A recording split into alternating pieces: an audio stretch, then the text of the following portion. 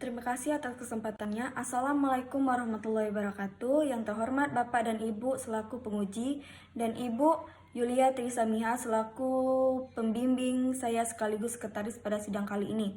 Perkenalkan, nama saya Dinda Dwi Fahmi dari Prodi Pendidikan Biologi. Saya merasa senang karena sudah sampai di tahap ini dan berdiri di hadapan Bapak Ibu sekalian untuk mempresentasikan proposal saya, analisis penyebab kegagalan pertumbuhan jamur di atas permukaan kaca pada materi Kingdom Fungi di MA atau SMA kelas 10. Baiklah, untuk pertama saya akan membahas latar belakang dari proposal saya. Jamur ini terdapat di lingkungan yang bermacam-macam, namun pada umumnya mereka hidup di tempat-tempat yang basah atau lembab. Selain itu, banyak juga jamur yang hidup ada organisme dan sisa-sisa organisme di laut atau di air tawar. Jamur dapat hidup dengan bersimbiosis dengan ganggang, membentuk lumut kerak yang dapat hidup di habitat yang ekstrim seperti gurun, kutub, dan lain-lain.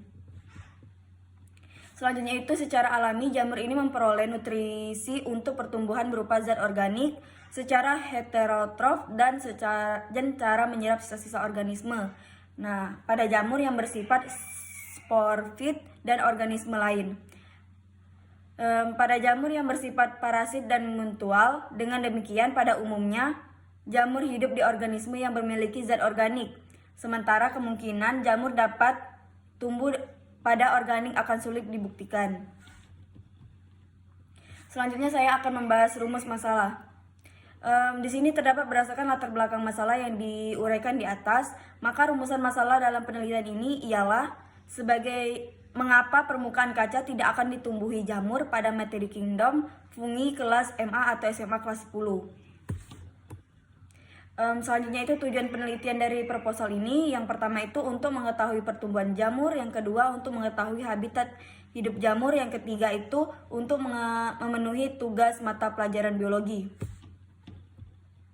Selanjutnya itu manfaat penelitian dari proposal ini. Yang pertama itu terdapat bagi peneliti, bagi akademis, dan bagi pendidik. Sedangkan bagi peneliti itu melakukan penelitian ini diharapkan dapat memberikan manfaat bagi penelitian dalam menambahkan dan wawasan mengenai mengapa permukaan kaca tidak akan ditumbuhi jamur.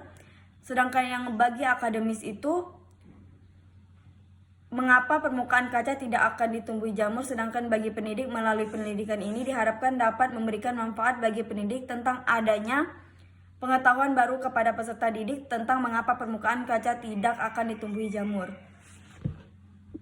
Baiklah, untuk landasan teori tersebut, menurut Suroso A.Y. dalam buku Ensiklopedia Sains dan Kehidupan 2003 dengan halaman 104, mengungkapkan bahwa jamur merupakan suatu kerajaan atau kingdom dari makhluk hidup yang struktur tubuhnya tidak mengandung klorofil, tetapi dinding selnya itu terbuat dari selulosa yang selnya mengandung zat glikogen atau suatu senyawa karbonhidrat sehingga ia dapat berfotosintesis. Selanjutnya itu hipotesis dari proposal ini. Permukaan kaca itu tidak akan ditumbuhi jamur karena kaca itu termasuk bahan anorganik yang zatnya tidak dapat diserap oleh makhluk hidup. Selanjutnya itu terdapat metodologi penelitian. Nah, yang pertama itu kita bahas akan objek, populasi, dan sampel penelitian. Nah, dalam objek penelitian ini merupakan meliputi organisme jamur atau Micas yang merupakan makhluk hidup yang struktur tubuhnya tidak memiliki klorofil, tetapi dinding selnya itu terbuat dari selulosa dan selnya mengandung zat glikogen dengan alat perkembangan berupa spora dan hifa. Sedangkan populasi dalam penelitian ini meliputi jenis-jenis habitat hidup jamur yang berupa bahan anorganik dan anorganik. Bahan anorganik itu seperti roti, kayu, sedangkan bahan anorganik itu seperti permukaan kaca, plastik, keramik, dan fiberglass, logam, dan lain-lain. Sedangkan sampel penelitiannya itu merupakan bahan organik berupa roti dan bahan anorganik yang berupa kaca. Selanjutnya itu deskripsi variabel penelitian. Nah, dalam penelitian ini penulis akan menguji hubungan sebab akibat yang menjadi variabel bebas dan terikat.